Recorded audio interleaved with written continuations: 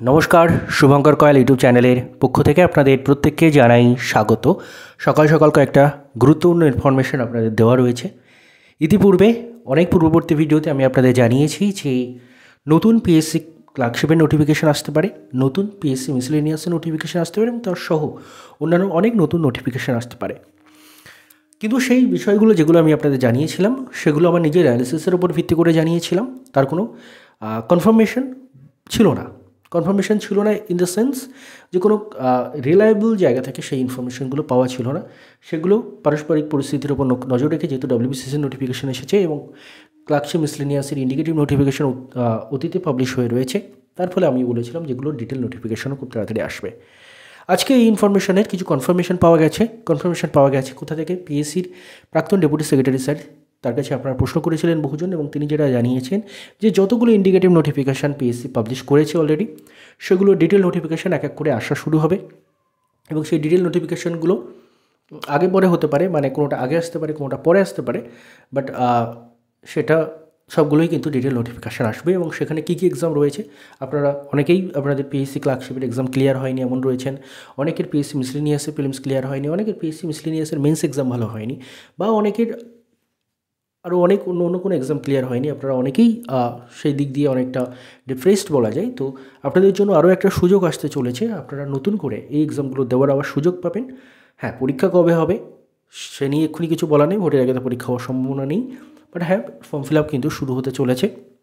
এবং কবে শুরু হতে চলেছে, এক্ষুনি যে শুরু হয়ে যাবে এমনটাও নয়, টাইম অবশ্যই লাগবে, তবে ইলেকশনের আগে এই নোটিফিকেশানগুলো আসতে চলেছে। হয়তো কী কী নোটিফিকেশান আসতে পারে?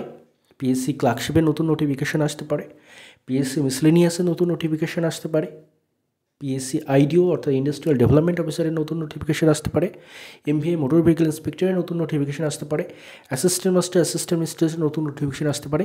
কিসের উপর ভিত্তি করে বলছি এগুলোর ইন্ডিকেটিভ নোটিফিকেশান অলরেডি পাবলিশ হয়ে গেছে। এছাড়াও অডিট অ্যাকাউন্টসের নতুন নোটিফিকেশান আসতে পারে। এগুলো কথা হচ্ছে যে নোটিফিকেশানগুলোর ইন্ডিকেটিভ নোটিফিকেশন অলরেডি পাবলিশ হয়ে গেছে 2024 বা তার পরবর্তী সময়, সেইগুলোর প্রত্যেকটা ডিটেল নোটিফিকেশান পাবলিশ করে তার ফর্ম ফিল আপ কিন্তু খুব দ্রুত শুরু হবে। খুব দ্রুত বলতে এখন আপাতত ডব্লিউবিসিএসের ফর্ম ফিল আপ শুরু হচ্ছে 18 তারিখ থেকে, আপনারা প্রত্যেকে জানেন।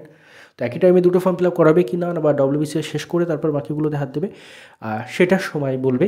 এবং হ্যাঁ, এবার অনেকে আবার বলতে পারেন যে সিরিয়াল ওয়াইজ এই ইন্ডিকেটিভটা আগেই ছিল, অর্থাৎ এটা আগেই ফর্ম ফিল আপ হবে কিনা, তেমন নাও হতে পারে, সিরিয়াল মেনটেন নাও হতে পারে, বাট একের পর এক পিএসসির সিদ্ধান্ত অনুযায়ী ইন্ডিকেটিভ নোটিফিকেশানগুলোর ডিটেল ফর্ম ফিল আপ শুরু হবে। এবং আপনারা জানতে চাইবেন পিএসসি মিসেলেনিয়াস, ক্লার্কশিপ ইত্যাদি নতুন যে নোটিফিকেশান আসবে তার ভ্যাকেন্সি কত? ভ্যাকেন্সি এখনও পর্যন্ত জানা যায়নি এবং এক্ষুনি জানা যাওয়ার সম্ভাবনাটাও কম, কারণ সবের ফর্ম ফিল আপ শুরু হবে, তারপরে ভ্যাকেন্সি আরও অ্যাড হতে থাকবে ইন দ্য মিন টাইম। তো এক্ষুনি এগুলো জানা যাবে না বলেই মনে হয়। এবং তার সাথে সাথে এর এক্সাম কবে হতে পারে এটা নিয়েও বহুজন জিজ্ঞাসা করবেন। দেখুন, এক্সাম এক্ষুনি হওয়ার সম্ভাবনা প্রায় নেই বলেই চলে। সামনে ইলেকশন, ডব্লিউবিসিএসটা মার্চের টেন্টেটিভলি ডেট দিয়ে রেখেছে। মার্চে যদি হয়ে যায় সেটাও আমাদের একটা সৌভাগ্য বলা যায়, কারণ ইলেকশনের আগে পরীক্ষাগুলো হওয়ার সম্ভাবনা কম। এই যে নতুন নোটিফিকেশানগুলো আসবে এগুলো হয়তো ইলেকশনের পরপর গিয়ে এর এক্সামগুলো হতে পারে, ইলেকশনের মধ্যে হয়তো এর ফর্ম ফিল আপগুলো কমপ্লিট হয়ে থাকতে পারে। তো এই হচ্ছে ইনফরমেশন। আশা করি ভিডিওটা আপনাদের উপকারে লাগবে।